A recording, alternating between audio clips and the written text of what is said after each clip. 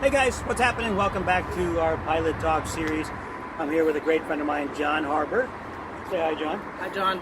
As you guys well know, we're here to talk about a new pilot, a different kind of lifestyle, and how he got to where he's at, what got him inspired to get where he's at. Quick story about how we met. We both started an airline together on day one. This is the kind of guy John is. So I'm going to give you a little edification, John, and then pick up his story from there. So on day one, I'm running behind. I'm late for class. I get a phone call from John, not from the company, not from anybody else, but from him. Doesn't even know me from Adam. He calls me, protects me, tells me, hey, we've started class.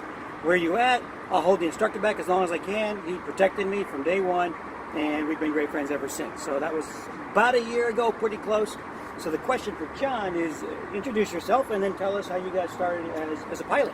John Harbour. I'm going to pilot for American Airlines right now. I just started just a few months ago, about 3 months ago now. So had a pretty strange path to get here. So first thing was my father was an Air Force member, so that's kind of what drove me to the flying. He was a jet engine mechanic. He ran a test cell. He was not a pilot. But he said, fix him or fly him, your choice. One's college, one's high school. So who wants to fix him? I want to fly him. So that's what started it all out. And you couple that with everybody's Top Gun story. I mean, if you see that, you don't want to fix them, you want to fly them. So everybody has that story.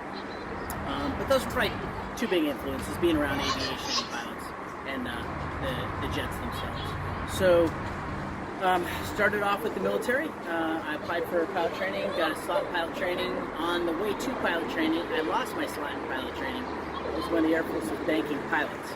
I lost my slot because I was 2 days too old. Short-sighted, 22 and a half years of service, and 2 days too old became something significant. And I don't get that, but that's water under the bridge. I was a navigator, electronic warfare officer for a little over 10 years in the Talon 2.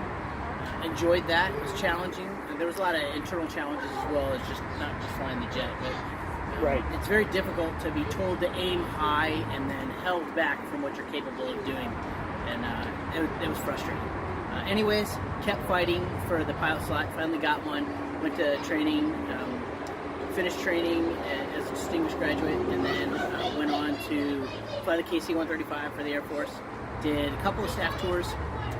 Got tired of being out of a cockpit. Wanted to be back in a cockpit. Finished my flying career as a lieutenant colonel in the KC-135. Got out. Went to Envoy. I didn't know this, but the airline stopped hiring for about 3 months. About May or June for 3 months. So take note of that because that can happen. I don't know if that will continue, but that's something that's happened in the past. They do about a 3-month book cleanup and then reopen their site. So keep that in your cross-check for when you're joining. Let's see, the path to Envoy started with that because the majors weren't hiring. So I want to keep flying jets, so I'll go fly with a regional. And I wanted to fly for American, so go to one of their 3 wholly owns, and Dallas has Envoy right in it, so chose Envoy with a flow, guaranteed flow of about 5.5 years now for a guaranteed flow with them to get over to the major. And I kept applying, kept doing the extra things to get you noticed and get your name around, and that got noticed. So in almost 8 months, I was flying with American. So it's about 4.5 months of flying with Envoy and a couple and a half months of training. And that puts me at American. That's where I'm at. A couple of things he noted there. If you noted, he had a struggle in the beginning, and he got put as a navigator. But the love and the dream to continue to be a pilot is what kept John going, and he finally got what he wanted. And it was through the military path, so you didn't pay for it, right? No. What was your price to become a pilot? There's still a price to pay. Well, there is a part I did pay. I paid for my private license while I was at training for navigator, for electronic warfare officer training with the Talon 2. So while I was in Albuquerque, I paid for my private pilot's license. And it's a substantial bill to do that, but you push really hard and you get it done. Yeah, I was talking to another captain in the airline, and he talked about his student debt that he had, and we talked about the price comparison between what prices we have to pay. I was like, well, if you go the military route, the price you pay is with your time, your energy, and your commitment to the military. You're not just a pilot in the military. You can attest to that. You're an officer, you're a leader, you're also a soldier or an airman, and then you're a pilot. So all those things kind of wrapped into something that's the price that you pay. The path that he took was the military path, but he also paid a price to get his private, and I liked how he he kept the faith, even though they told him no. He still kept the faith, and he kept trying, and he made it there. So a lot of you guys out there that are wondering, what do I do? How do I make it? Well, sometimes you have to step back and say, I'm going to do a different job to get to what I really want. There's also another piece to that puzzle, and that's don't quit. So when I was sitting as an electronic warfare officer in Okinawa, Japan, I came up with an idea one night. This was probably about year 1.5 of fighting, trying to get into pilot training, and getting told no, no, no. And Joe doesn't know this, so I'm about to surprise him with this. Oh, here we go.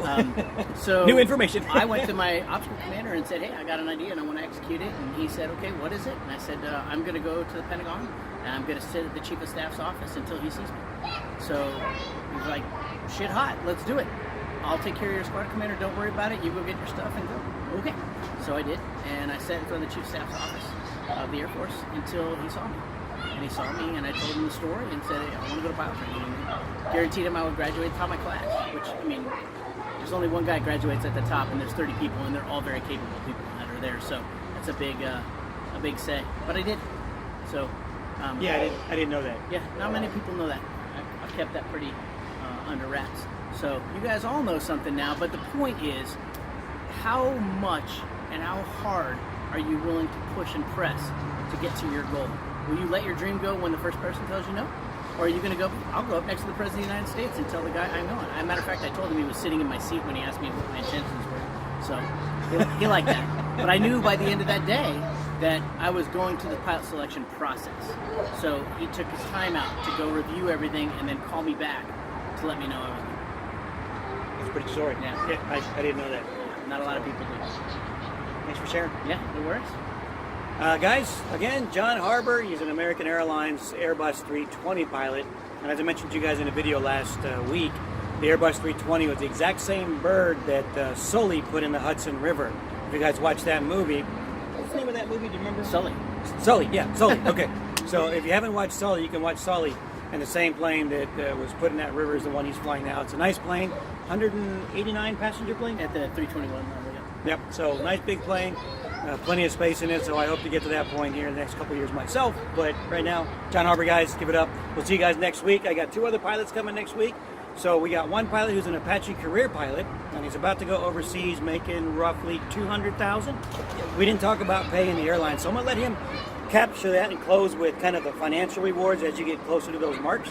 The second pilot, he's a pure civilian guy who got all of his flight training, was an instructor pilot as a helicopter guy, almost 4 years, and finally got his dream of flying turbines in the medevac field after an enlisted career as an Air Force guy. So he did Air Force 20 years, didn't fly, and then chose to be a pilot.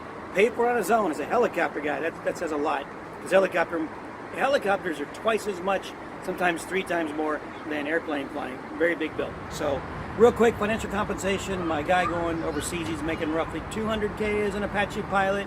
Here's some good stuff about the airlines, what to look forward to if you wanted to share some of the levels that Americans share. Sure. Envoy, all this is public information. You can look at Airline Pilot Central. It'll get you close. It's not exact, but it'll get you close. So for Envoy, it was $38 an hour. There's a bonus there if you're since you're qualified, so you'll have to look at the levels. They could be between 20 and 45,000, I believe. That's right around in there.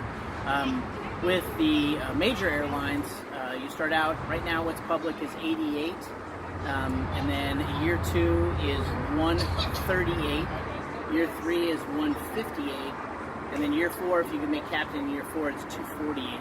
So it's a very fast increase in your pay. But that's only part of it. Then you have to also consider the 16% matching, and different airlines will have different things. So that's, if you're making $100,000 that year, they're going to put $16,000 in your 401k, and then you can put whatever amount you want in there to go in your 401k as well. So that's just above and beyond. So really, you made 116 if you made 100, if that makes sense. So we'll leave you with one other point. You're never going to get a second chance to make a first impression.